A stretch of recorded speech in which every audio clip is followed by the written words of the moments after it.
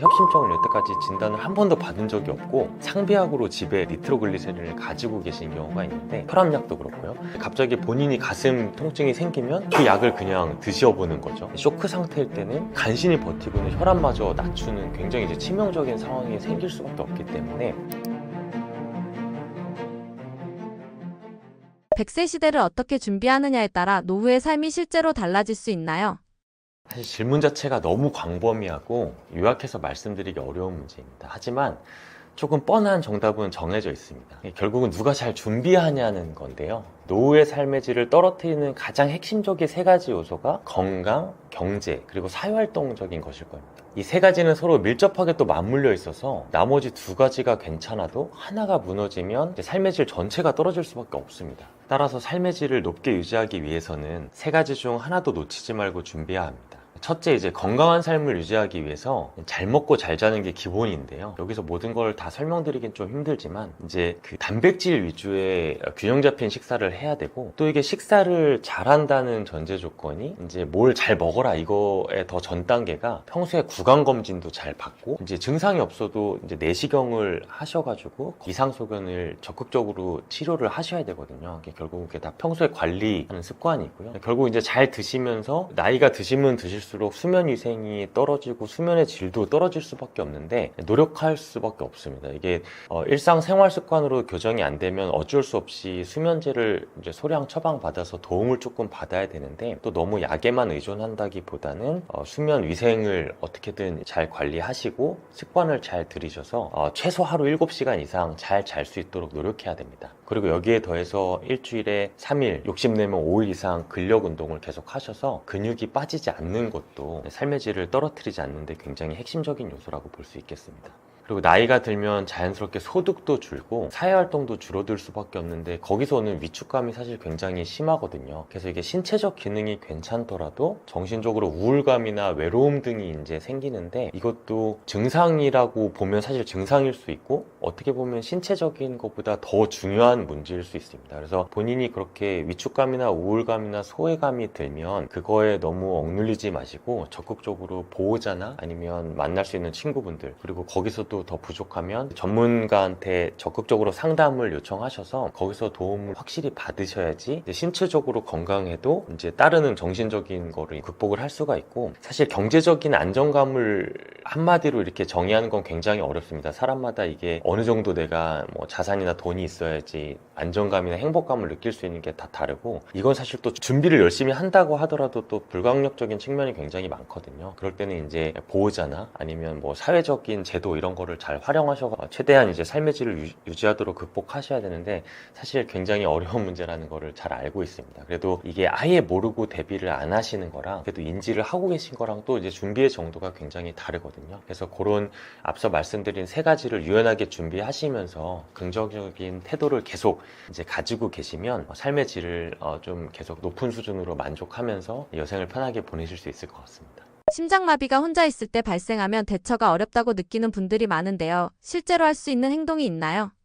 심근경색 대처의 시작은 빠른 인지입니다. 가슴 정중앙에 짓누르고 압박하는 듯한 어떤 전형적인 통증이 느껴지면 지체 없이 119에 신고하셔야 됩니다. 급한 마음에 혼자서 운전해서 병원 가는 거 사실 굉장히 위험하고요. 119에 신고한 뒤에 이제 혼자 있더라도 전화기를 통해 보호자한테도 적극적으로 알리고, 이제 집에서 이제 혼자 있는 게 굉장히 중요합니다. 그리고 혼자 있을 때 말해야 되는 행동 중에 이제 몇 가지가 있는데, 그 중에 한 가지가 임의로 약을 복용하시는 겁니다. 만약에 본인이 이전에 협심증을 진단을 받았고 비상 상비약으로 니트로글리세린을 갖고 있는 경우에는 당연히 복용하시면 도움이 되는데, 이런 경우도 있거든요. 본인은 협심증을 여태까지 진단을 한 번도 받은 적이 없고 배우자가 이제 협심증 진단을 받아서 상비약으로 집에 그 니트로글리세린을 가지고 계신 경우가 있는데, 그 혈압약도 그렇고요. 이제 갑자기 본인이 가슴 통증이 생기면 그 약을 그냥 드셔보는 거죠. 이제 나 협심증일 거야 그러고 드시는 경우가 있는데, 이게 앞서 말씀드렸지만 가슴 통증이 꼭 협심증이 아닌 경우도 있고요. 그리고 똑같이 협심증이더라도 이게 진짜 위험한 심근경색이거나 그게 더 진행해서 쇼크를 동반했을 때는 이게 니트로글리세린의 효과라는 게 결국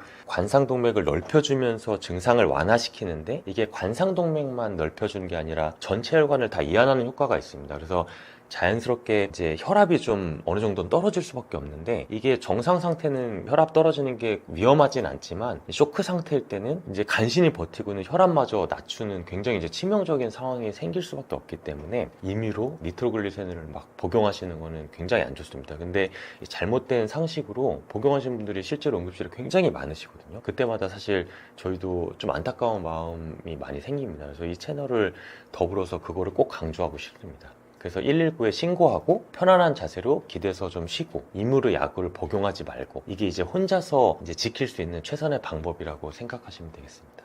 두통이나 피로가 계속되면 나이 탓으로 넘기기 쉬운데요. 어떤 경우에 특히 놓치면 위험한 신호일 수 있나요?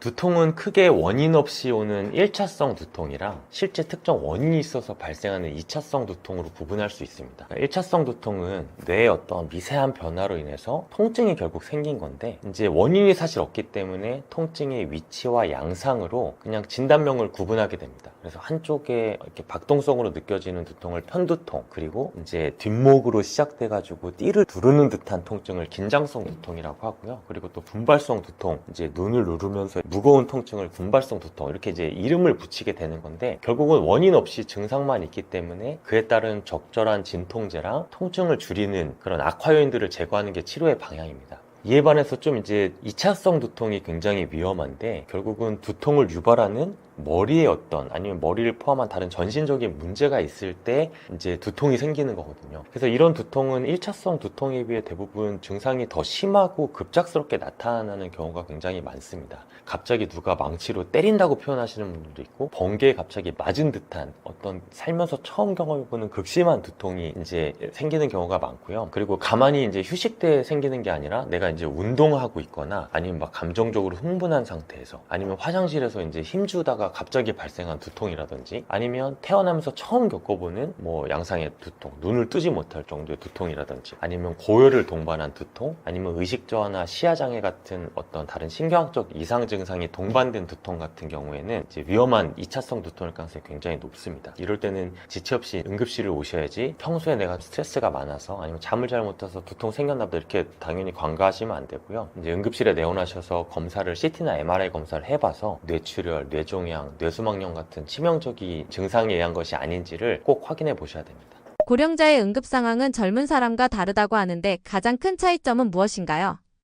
고령 환자의 응급진료가 젊은 환자의 다른 점은 크게 4가지라고 볼 수 있겠습니다. 첫째는 고령자가 전형적인 증상보다는 비특이적인 증상으로 나타나는 경우가 많습니다. 그러니까 폐혈증, 심근경색, 뇌졸중 같이 굉장한 심각한 질환도 그냥 단순히 몸이 피로하고 기운이 좀 없고 이런 이제 비특이적인 증상만 나타나는 경우가 굉장히 많거든요. 그래서 환자 당사자나 본인도 이제 의심을 안 하다 보니까 병원에 내원하는 경우에 이미 병을 더 키워온 상태로 이제 심각한 상태로 오시는 경우가 많고요. 이에 반해서 젊은 환자분들은 이제 교과서적인 증상도 보이는 경우가 많고, 오히려 증상이 굉장히 처음에 명확하게 드러나기 때문에 병원도 더 빠르게 오게 됩니다. 이런 차이점을 보이고요. 둘째는 이제 고령자가 여러 질환을 동시에 앓고 있기도 하고 복용하는 약도 많기 때문에 진단과 치료가 훨씬 복잡합니다. 약물 부작용, 그리고 낙상, 선망 같은 것도 같이 흔하게 동반이 되고요. 이것 자체가 응급실을 방문하는 주된 이유가 되기도 합니다. 그래서 일례로 이제 가벼운 낙상 같은 경우에도 일반 사람들은 단순히 그냥 찰과상이나 삐는 정도의 어떤 수준이 이제 고령 환자한테는 이제 심한 골절로 이어지는 경우도 있고요. 그리고 낙상의 원인이 단순 미끄러지는 게 아니라 이런 기저질환의 악화나 아니면 심각한 어떤 응급 상황 때문에 넘어지는 경우가 있거든요. 그래서 사실 진단이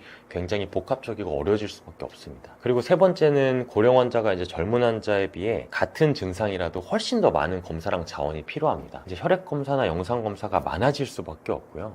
응급실 체류 시간도 길어지고 입원이나 중환자실 치료가 필요한 경우도 많기 때문에 이제 굉장히 어려워질 수밖에 없습니다. 예후도 당연히 안 좋을 수밖에 없고. 그리고 넷째로 이제 사회적인 요인이랑 기능 저하가 응급실 방문에 큰 영향을 미칩니다. 이제 보호자분과 같이 살고 케어가 잘 되시는 분들은 그나마 좀 다행인데, 혼자 사시고 이제 스스로를 돌볼 수 없는 상황, 그리고 보호자가 멀리 떨어져 살고 있거나 이런 경우에는 응급실 방문이 지체되는 경우가 많고, 그만큼 당연히 병을 더 키워서 이제 진단이나 치료가 이제 어려워지는 경우도 있고, 그리고 치료 진단이 명확하더라도 경제적인 여러 가지 이유, 보호자의 서포트 이런 것 때문에도 입원이나 퇴원 계획에 차질이 많아지게 됩니다. 요약하면 고령 환자의 응급진료는 양상 자체가 굉장히 비전형적이고 여러 질환과 허약함으로 인한 어떤 복잡성, 그리고 더 많은 의료 자원이 필요하고 나쁜 결과와 위험성이 훨씬 높다는 점에서 젊은 환자랑 구별이 되고 이에 맞춘 평가와 치료 전략이 필요합니다.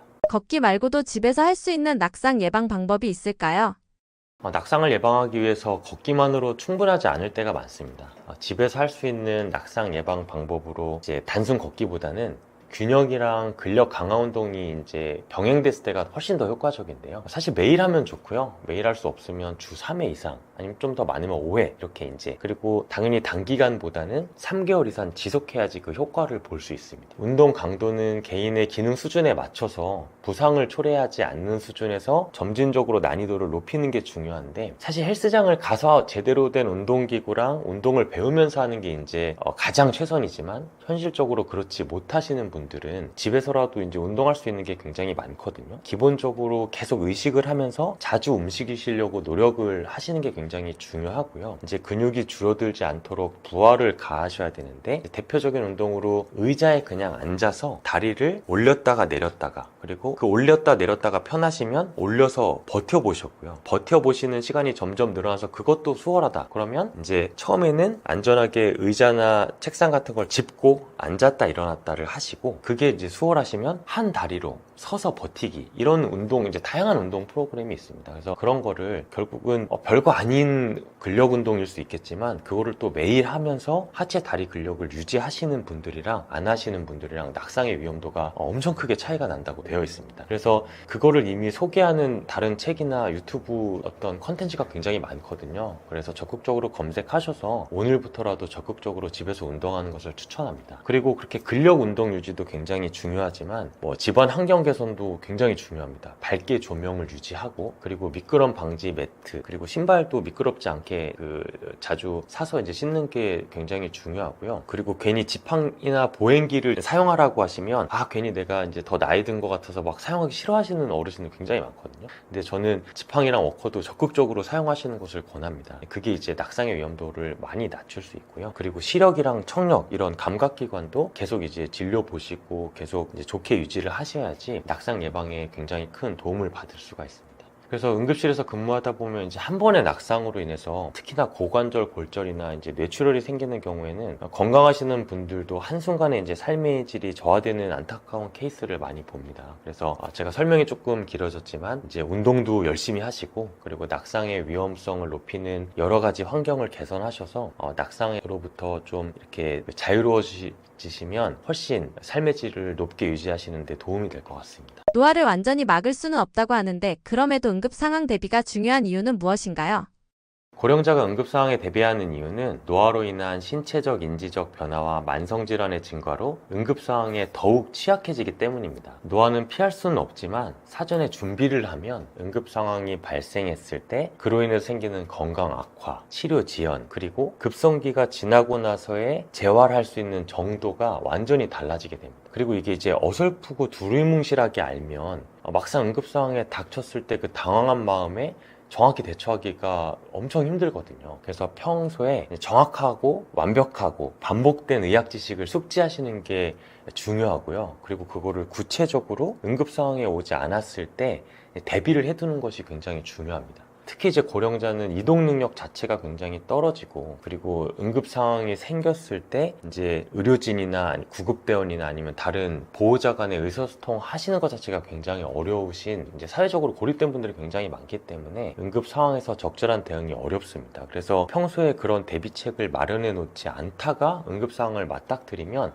사실 할 수 있는 게 없다고 이제 굉장히 무력감을 많이 호소하시는데, 그렇기 때문에 평소에 응급 상황이 안 오셨을 때 미리 이제 내가 그런 상황이 닥치면 어떻게 행동하겠다, 이런 계획을 미리 세워놓거나 아니면 방법을 구체적으로 만들어 놓으셔야 응급 상황이 갑자기 딱 생겼을 때 이제 본인의 삶을 건강하게 유지시킬 수 있고, 잘 치료 받으신 후에 재활까지 이어져서 삶의 수준을 계속 높게 유지할 수가 있습니다. 자, 심장마비 오기 전에 신호가 여러 가지가 있죠. 흔히 잘 알려진 신호랑 잘 알려지지 않은 신호가 있는데, 보통은 이제 가슴이 아프니까 쥐어짜는 듯한 이렇게 흉통이 있으면은, 그리고 불규칙한 맥박이 있고 이제 그런 걸로 보통 우리가 생각을 하잖아요. 호흡 곤란이 있고 이제 식은땀 흘리기도 하고, 아니면 어지럽거나 이제 이런 것들, 심장이 멈추면은, 심장마비가 있으면은 혈액순환이 안 되니까 그런 증상들을 기본적으로 이제 가장 많이 생각을 하시는데, 의외로 그렇지 않고 소화불량이 있거든요. 그래서 파티에 갔다 와서 저녁에 밤에 잠을 자는데 소화가 안 돼가지고 밤새도록 소화가 안 되면서 식은땀 흘리면서 아우 배 아파 하다가 새벽에 돌아가시는 경우가 많단 말이에요. 그래서 이 소화불량이랑 구토, 그리고 이 식은땀 흘리는 거, 요것도 심장마비의 신호 중에 하나고, 특히 또 이제 왼팔 저림 증상도 그 증상 중에 하나이기 때문에, 이런 것들은 딱 요 심장 부위에 아픈 거거나 아니면 뇌 머리로 가가지고 산소가 모자란 이런 증상이 아니라 하더라도 참고로 알고 계시면 좋을 것 같아요. 특히 소화불량, 식은땀을 흘리면서 소화불량인 경우 그럴 수 있습니다. 근데 중요한 거는 심장마비도 결국은 사일렌트 킬러라 그래요. 소리 침묵의 살인자라 그래가지고, 결국은 그게 미리 충분히 예방을 할 만큼 신호를 주지 않는다는 거예요. 급성 심근경색으로 갑자기 심장마비가 올 단계가 되면, 사실 대부분이 총각을 다투는 응급 상황이고 늦었다고 생각들을 하시잖아요. 그럴 정도로 너무 뒤늦게 최후에 나오는 증상이기 때문에 그런 좀 아쉬움이 있고, 여러분들 그래서 심장마비도 예방이 더 중요한 거죠, 평소에. 그쵸. 심장마비가 이제 중년 이후 분들한테, 원래 남성분들한테 압도적으로 많은 문제였었죠. 근데 최근 들어서 젊은 친구들이 많이 늘어났죠. 20대 심장마비나 돌연사도 굉장히 우리가 많이 보게 됐는데, 뭐 여러 가지 원인이 있을 수 있겠지만, 얼마 전에 코로나 접종을 했는데, 전 국민이 90%가 접종을 했는데, 이것도 하나의 원인이 될 수가 있습니다. 왜냐면은 심근염이 백신의 부작용으로 인정이 됐잖아요. 근데 청소년 심근염, 심낭염, 이게 연세대학교에서 연구를 했는데, 코로나 백신 접종한 후에 심근염의 위험이 620%가 증가를 했어요. 그래서 굉장히 큰 폭으로 증가를 했는데, 뭐 젊은 친구들 같은 경우에 심근염 같은 경우는 몇십만 배가 증가를 했거든요. 근데 어떻게 그런 통계가 나올 수 있어, 말도 안 돼, 이렇게 생각을 하실 수가 있는데, 왜냐면은 우리가 볼 수도, 평소에 심근염, 심낭염이라는 단어를 들어보신 적도 없잖아요. 그런 병이 있는지도 모르고 살았는데, 이제 뉴스에서 하도 얘기를 해주니까 우리가 알고, 주변에서도 드물어서 거의 여전히 드뭅니다. 보기 어렵지만 그 예전에 비해서는 너무 많아진 거예요. 원래는 있어서는 안 되는 병이거든요. 예전에 어린이들 뭐 아토피가 어디 있었어요? 없던 병이었는데 환경의 변화로 인해서 생겨났잖아요. 자폐 아동들이 거의 없었지만 늘어난 것처럼 마찬가지예요. 이것도 이제 또 다른 청소년 질환, 흔한 청소년 질환, 아니면 흔하지 않다 하더라도 우리가 청소년들에게서 발견돼도 너무 희귀하지가 않은 질병화된 거거든요. 그런 것도 원인이 될 수가 있고요. 그리고 영양결핍이 심장마비의 가장 큰 영양 중에 또 하나입니다. 특히 마그네슘인데, 마그네슘 같은 경우는 심장에 다른 근육에 비해 20배가 많아요. 마그네슘은 원래 근육에 많이 있거든요. 우리 근육이 수축하고 이완하는데 마그네슘이 꼭 필요한 그 미네랄이기 때문에 근육에 많이 있지만, 심장도 근육이에요. 근데 심장 근육은 절대로 쥐가 나서도 안 되는, 우리가 좀만 뛰어도 다리에 쥐가 나잖아요. 근데 심장 근육은 한번 쥐 나면은 죽는 거잖아요. 그러니까 평생을 뛰는데도 불구하고 쥐가 나서는 안 되니까 마그네슘이 20배가 더 많다고요. 그러니까 그 20배가 많은 마그네슘이 있는데, 이 마그네슘이라고 하는 미네랄은 스트레스를 받으면 몸속에서 빠져나갑니다. 엄청난 양의 마그네슘이 빠져나가요. 비타민 C와 마그네슘이 다 소실이 되는데, 그래서 뭐 40대 예를 들어서 사업을 하시는 남자분들이 프로파일이 이제 심장마비가 가장 많은데, 이분들이 사업 잘 되다가 갑자기 뭐 어음이 돌아오는 게 있는데 막아야 되는데 돈이 뭐 100억이 모자라고 힘들고 부도 위기에 처하고, 이런 막 스트레스에 시달리다가 사무실에서 이렇게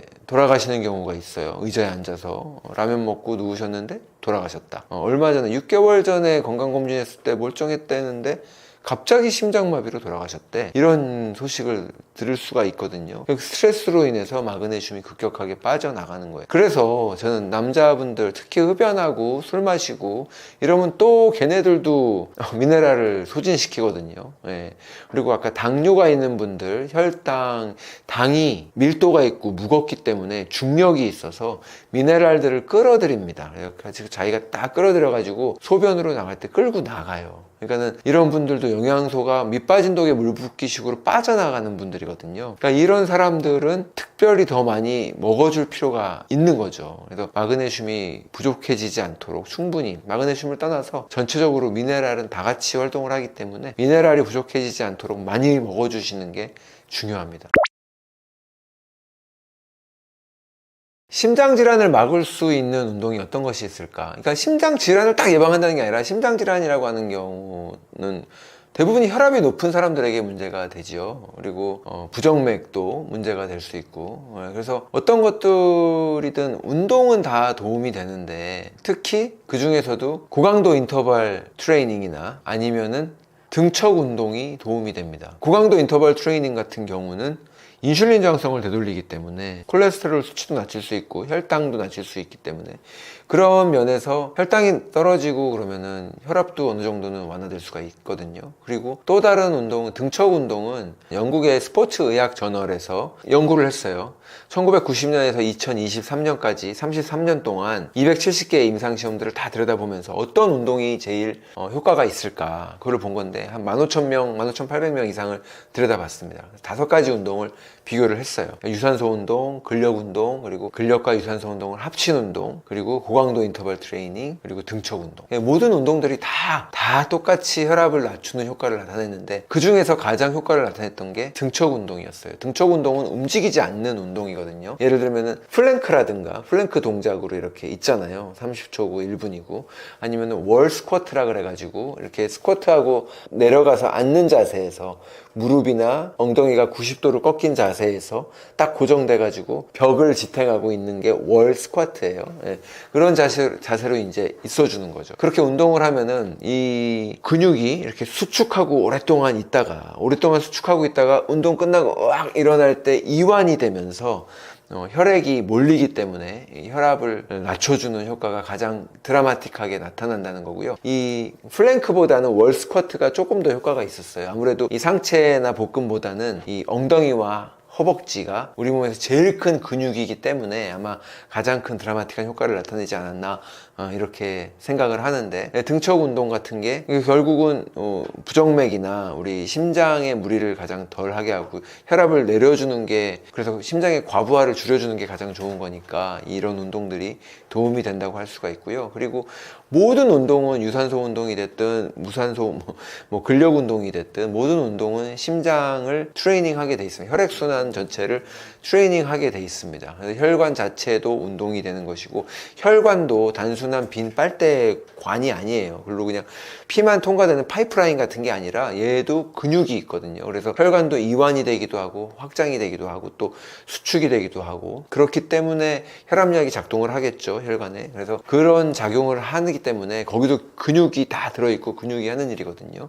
그러려면은 근육이 충분히 운동을 할 수 있게끔 아까 말한 칼슘, 마그네슘 이런 영양소도 중요하지만 이 운동이라고 하는 근육이라고 하는 건 결국은 훈련이잖아요. 그러니까는 트레이닝을 통해서 또 아무것도 운동을 하지 않는데 심지어 살까지 쪘다 그러면 최악이고 그렇기 때문에 운동을 해주면서 음식을 좀 조절을 한다면은 이 혈압이나 이런 것들을 조절을 하면서 그로 인해서 심장에 가는 무리가 줄어들면은 심장마비 예방을 할 수 있는 거죠.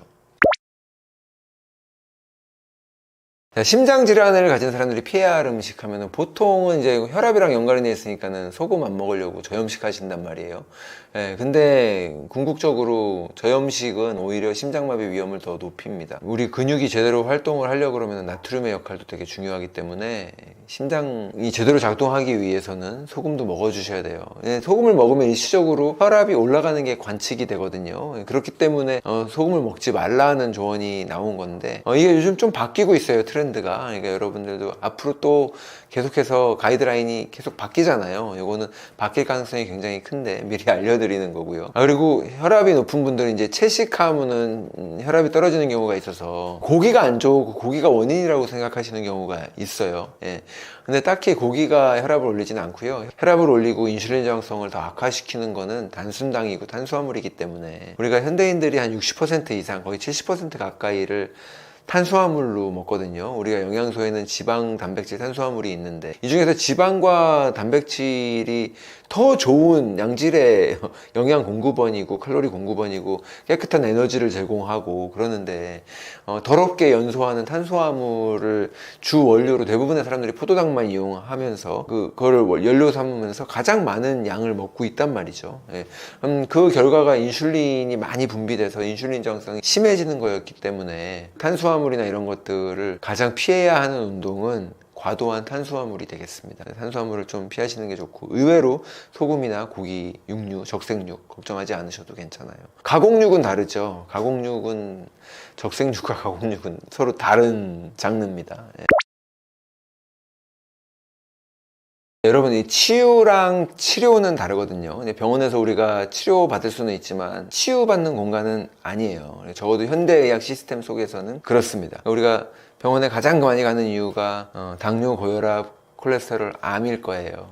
다 전부 다 대사질환이고 다 인슐린 저항성과 밀접한 연관이 있습니다. 하지만 이제 병원의 치료라고 하는 거는 한계가 있어요. 병원에서 해줄 수 있는 한계가 명확하게 있는데 일단은 제약회사에서 나온 약물로 치료를 해야 되고요. 규정이에요. 안 그런 치료 못 보셨잖아요. 그걸로 치료를 해야 돼요. 이게 좋다 나쁘다가 아니라 그리고 그 약물을 통해서 증상을 완화시키거나 없애주거나 편안하게 해주는, 원래 통증을 편안하게 해주는 게 목적인데 지금 대사질환들은 통증이 있는 게 아니잖아요. 나중에 합병증이 무서우니까 그걸 관리해 준다는 거예요. 그래서 혈당이 높으면 당을 관리해주고 혈압이 높으면 혈압을 내려주고 콜레스테롤이 높으면 콜레스테롤을 내려주고 그런 식으로 이제 증상만, 암이 있으면 그 혹이 원인이라고 생각하니까 혹을 떼내고 그런 식의 치료를 해주는 건데 거기까지밖에 못 해줘요. 거기까지만 해주는 것도 감사하죠. 하지만 거기서 멈추시면 안 됩니다. 그 이상으로. 왜냐면은 이거는 치료의 목적이 나는 그게 좋아, 마음에 와닿았어, 왠지 이렇게 관리만, 약물로 관리만 하고 내가 지금껏 신경 쓰지 않은 것처럼 계속 신경 쓰지 않았으면 좋겠어, 나 너무 바쁘거든